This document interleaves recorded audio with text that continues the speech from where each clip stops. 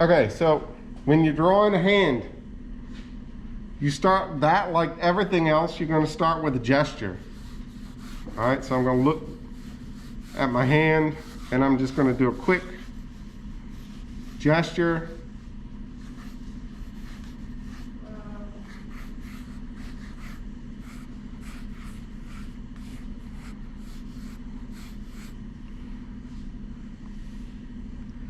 All right, and then I'm going to start building that hand. So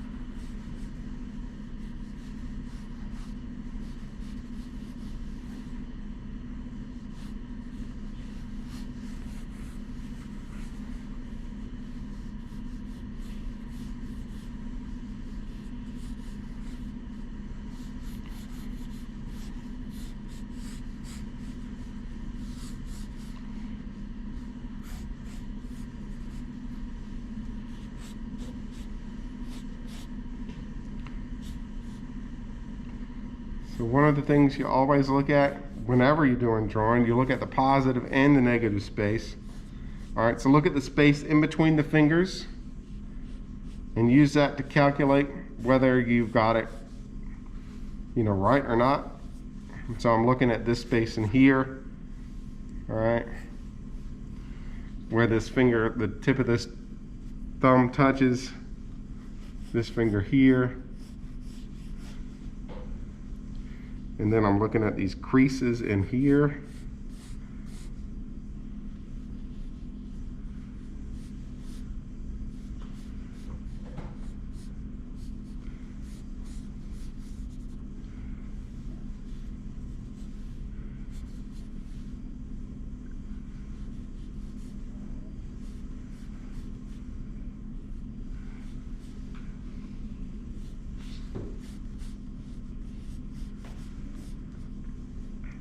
So I've really got my hand all kind of knotted up here.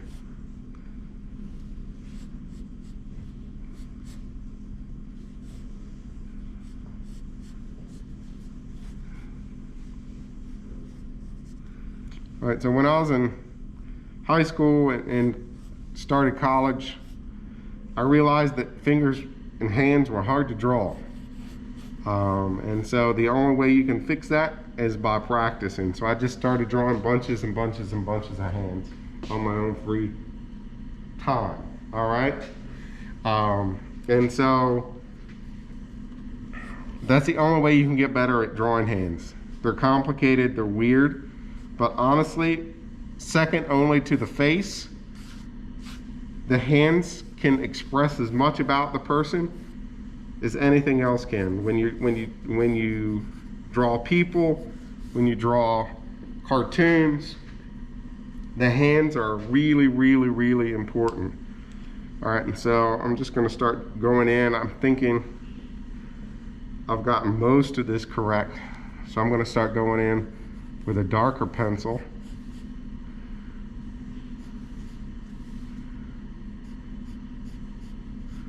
And looking at some of this. Now look, one of the things you can use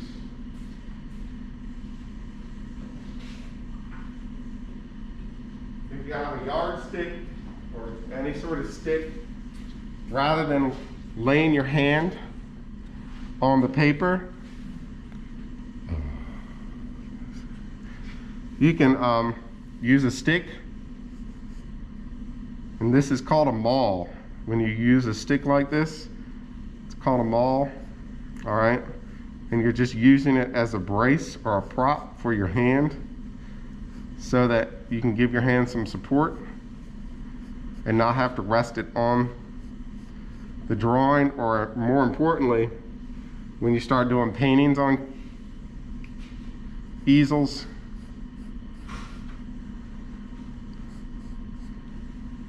you can rest it on that, because obviously you don't want to rest your hand on wet paint. Fingernails are weird.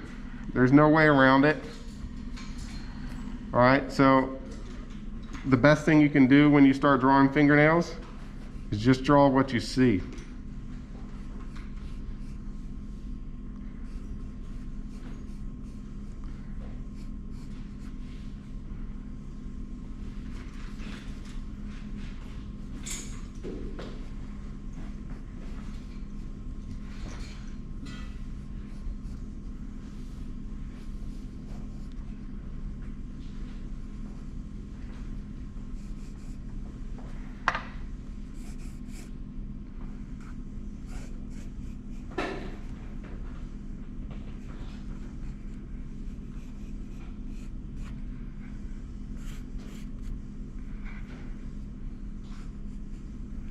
So when I look here, I have a cast shadow from my finger, so I'm going to be drawing that in there.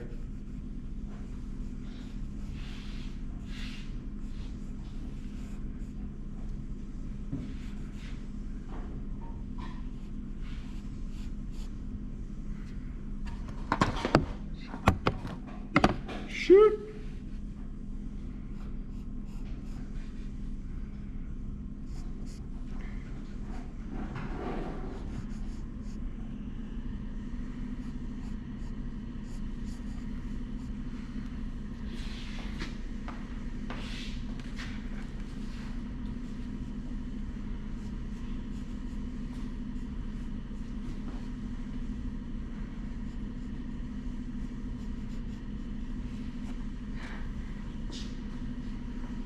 You can see now I can start with a blending stub.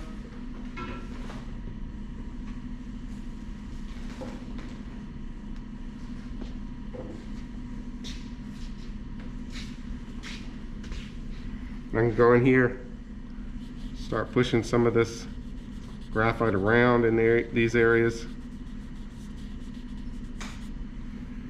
All right.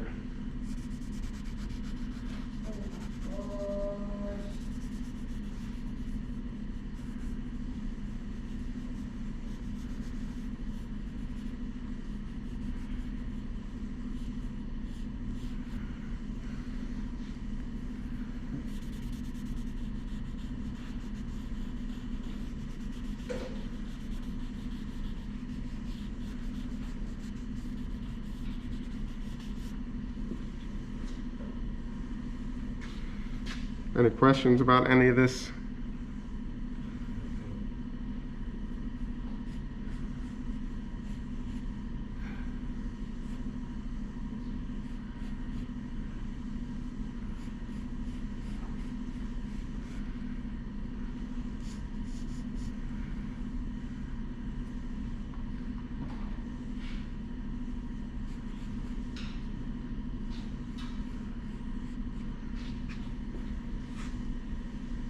So fingernails, if you look at a fingernail, basically, it's like a rounded triangle, unless it's pointy, and unless you have long nails.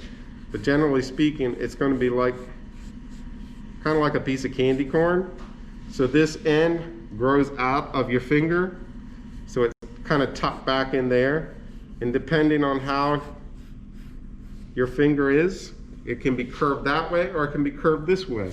Either way, right? So if you're looking at it from below, you're going to have a curve like this, but if you're looking at it from above, it's more likely going to be curved like that.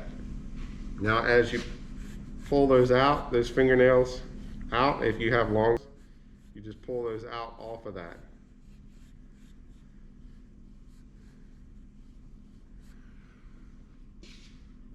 All right, so fingernails can be weird. So if you overdraw them, they'll look more pronounced and they'll look even weirder. So odds are the best way to handle it is draw less rather than draw more. All right, so if you really try to draw details and draw hard lines around the whole fingernail, it's going to look really weird. All right, does that make sense? So the less you draw, the better it's going to look probably in most cases.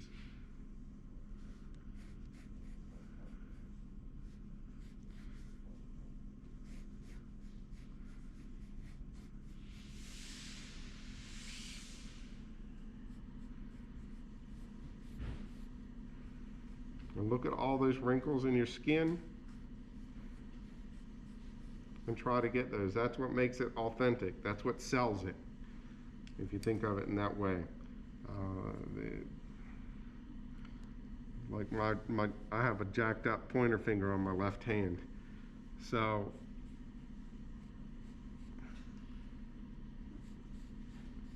really look at the shape of that so that I capture it authentically.